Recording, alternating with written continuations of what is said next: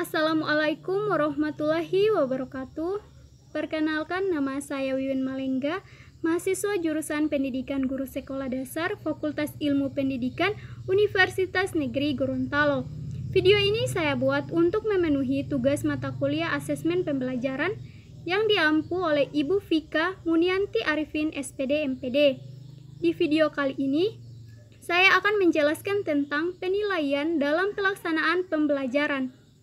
Ini adalah rencana pelaksanaan pembelajaran yang telah saya buat untuk kelas 5 semester 1, tema 3 subtema 1, dan mata pelajaran yang saya ambil yaitu Ilmu Pengetahuan Sosial.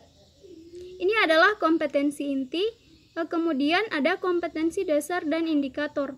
Untuk kompetensi dasar yaitu 3.2, menganalisis bentuk-bentuk interaksi manusia dengan lingkungan dan pengaruhnya terhadap pembangunan sosial, budaya, dan ekonomi masyarakat Indonesia. Untuk indikator yaitu 3.2.1, mengidentifikasi bentuk-bentuk interaksi manusia dengan lingkungan. 3.2.2, menyebutkan contoh interaksi manusia dengan lingkungan dan dampaknya bagi kehidupan. 3.2.3, menjelaskan interaksi manusia dan kaitannya dengan lingkungan sosial.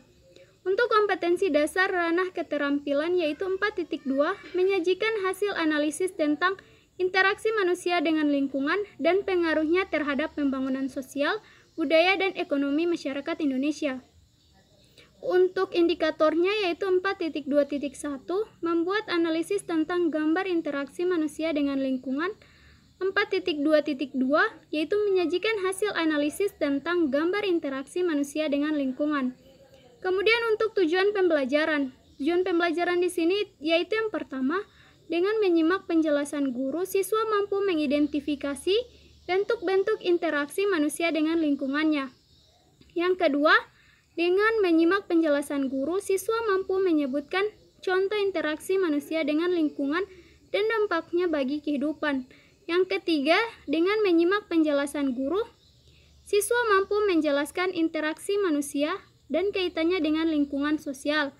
Yang keempat, dengan berdiskusi, siswa mampu membuat analisis tentang gambar interaksi manusia dengan lingkungan. Yang kelima, setelah membuat analisis, siswa mampu menyajikan hasil analisis tentang gambar interaksi manusia dengan lingkungan. Ada materi pembelajarannya yaitu pertama, bentuk-bentuk interaksi manusia dengan lingkungan. Kedua, contoh-contoh interaksi manusia dengan lingkungan dan dampaknya bagi kehidupan. Yang ketiga, interaksi manusia dan kaitannya dengan lingkungan sosial. Di sini ada pendekatan dan metode pembelajaran yang digunakan. Kemudian langkah-langkah pembelajaran, yaitu ada kegiatan pendahuluan, kegiatan inti, dan juga penutup. Ada sumber dan media pembelajaran yang digunakan. Dan untuk penilaian, dalam RPP ini yang akan dinilai adalah 3 aspek, yaitu penilaian sikap, penilaian pengetahuan, dan juga penilaian keterampilan. Untuk penilaian sikap yang akan dinilai ada 2, yaitu sikap spiritual dan juga sikap sosial. Untuk penilaian sikap spiritual, yaitu akan diberikan skor. Skor 3 maka bernilai sangat baik, skor 2 maka bernilai baik, dan skor 1 maka bernilai kurang baik. Ini adalah tabel penilaian yang dimana yang akan dinilai yaitu berdoa sebelum dan setelah pembelajaran, menjawab salam dengan baik, mengucapkan syukur ketika selesai melakukan sesuatu, ada jumlah skor dan juga nilai. Kemudian untuk penilaian sosial, sikap sosial, yaitu ada nama peserta didik, contoh perilaku yang dilakukan, butir sikap, dan juga tindak lanjut.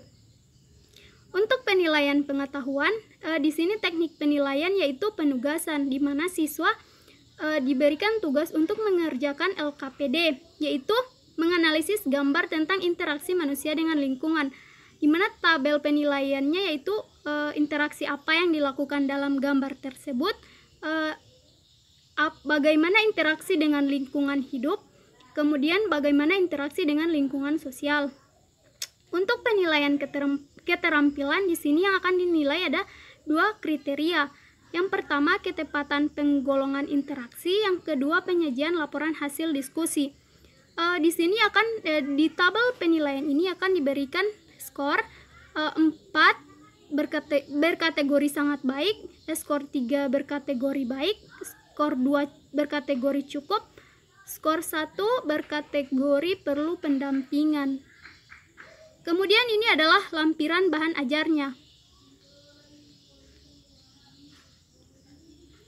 Nah, untuk contoh soal penilaian, yaitu di sini saya telah membuat 20 soal, di mana yang terdiri dari 10 soal objektif dan 10 soal esai. Di soal objektif ini memuat 2 ranah atau 2 aspek, yaitu ranah kognitif, pengetahuan, dan juga ranah afektif, yaitu sikap.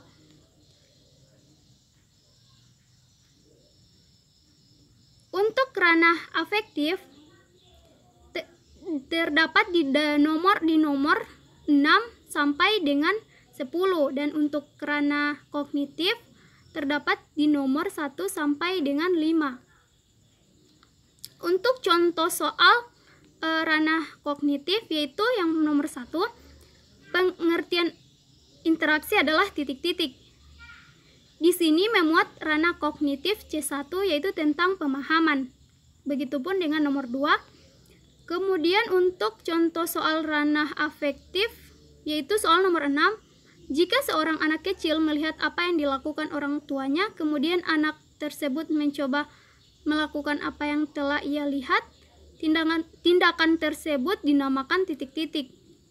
Di contoh soal ini memuat ranah afektif A1, yaitu menerima atau memperhatikan.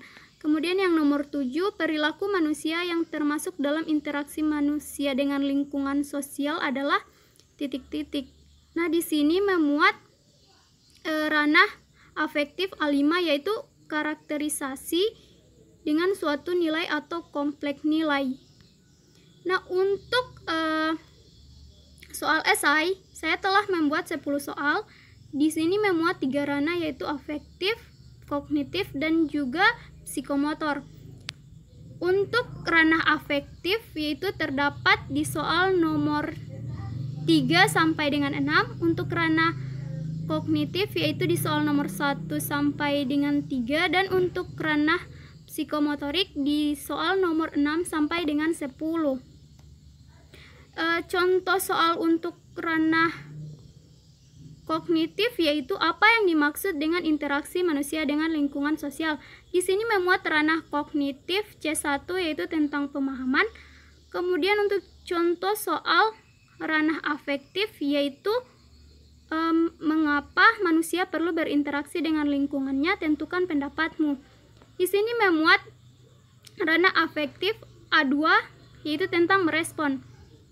Kemudian untuk ranah psikomotorik, contoh soalnya yaitu nomor 7, amatilah lingkungan sekelilingmu. Interaksi apa yang terjadi dan apa pengaruh interaksi tersebut bagi kehidupan. Di sini memuat ranah psikomotorik, yaitu pengamatan langsung.